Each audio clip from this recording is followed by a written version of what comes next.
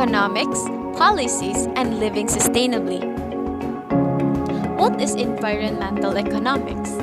Environmental economics is an area of economics that study the financial impact of environmental policies.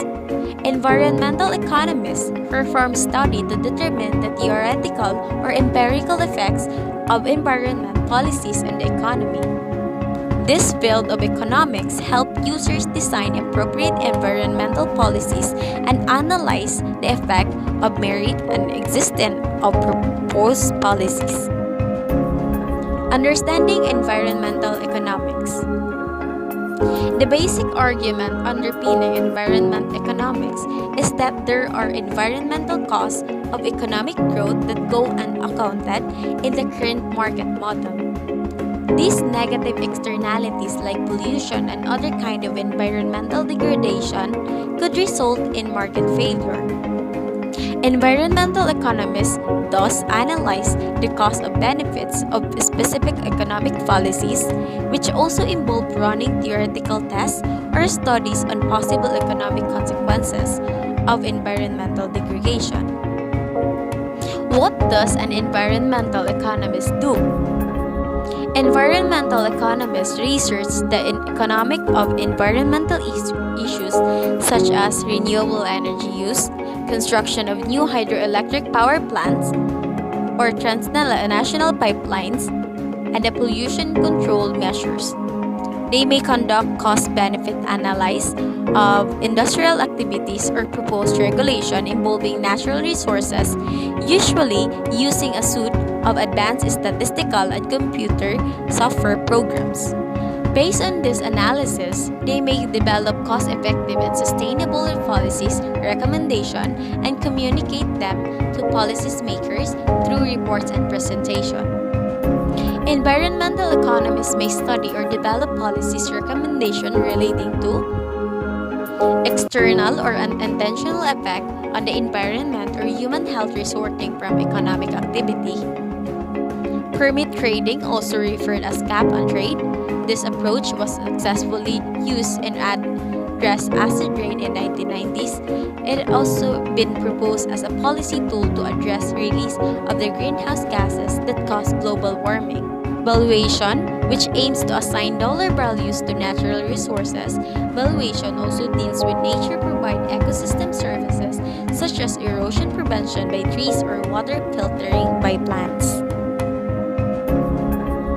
Sustainable living means prioritizing the use of natural and renewable resources instead of creating excess and depleting resources for future generation. The history of sustainability.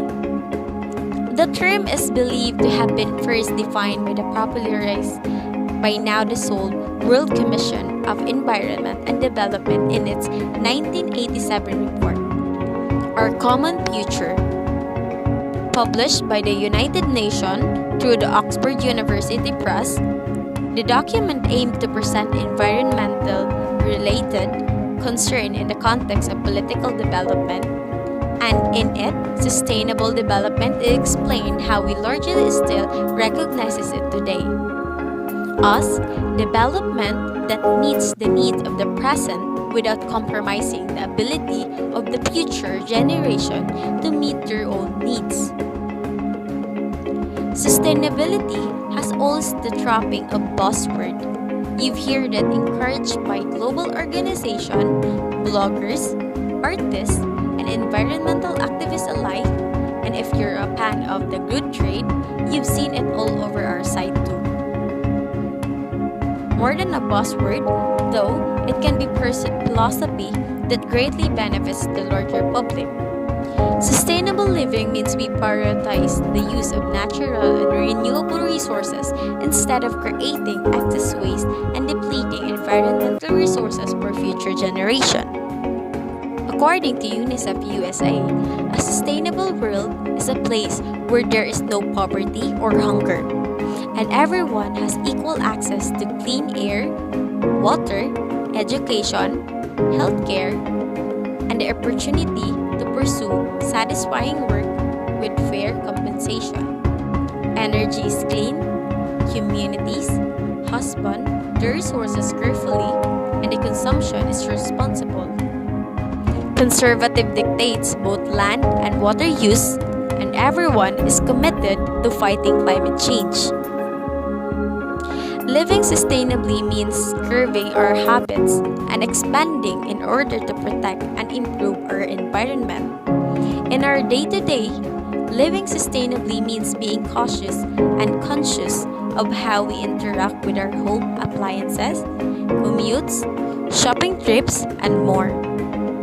It means curbing our habit expanding, whether that be money or energy, in order to protect and improve our environment. It's recognizing that some resources are finite, otherwise continuing to consume at undeniable rates would exhaust our earth.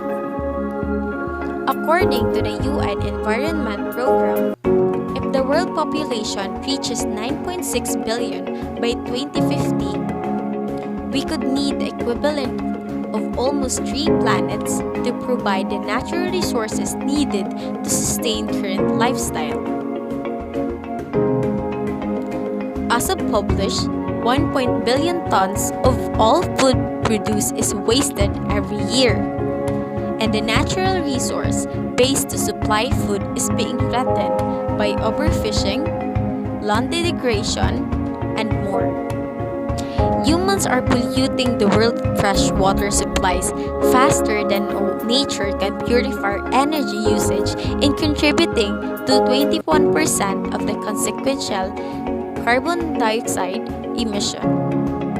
The UN Department of Economic and Social Affairs has 17 Sustainable Development Goals (SDGs), and they all focus on the peace and prosperity of the planet and its inhabitants, including clean water and clean energy, responsible consumption and production, climate action, and animal life on the land and water. A beginner's guide to living more sustainably. Even without intention, many of us are beginning to live more sustainably every day. Remember the widespread ban of plastic straws in restaurants and plastic bags at the grocery stores? That was just the beginning. To practice it on greater scale and use it to perform your everyday action, here are a few easy ways to start. Number 1, use less energy. More than just one turning off of the lights when you're leaving a room or unplugging appliances that are not used daily. Consider swapping your bulbs for energy-efficient ones and switching to smart thermostat to more accurately detect the auto-balance your home's temperature. When possible, hang dry clothes and cook without using the oven, stoves, or microwaves. And take shorter showers with cooler water. Number 2 is create less waste.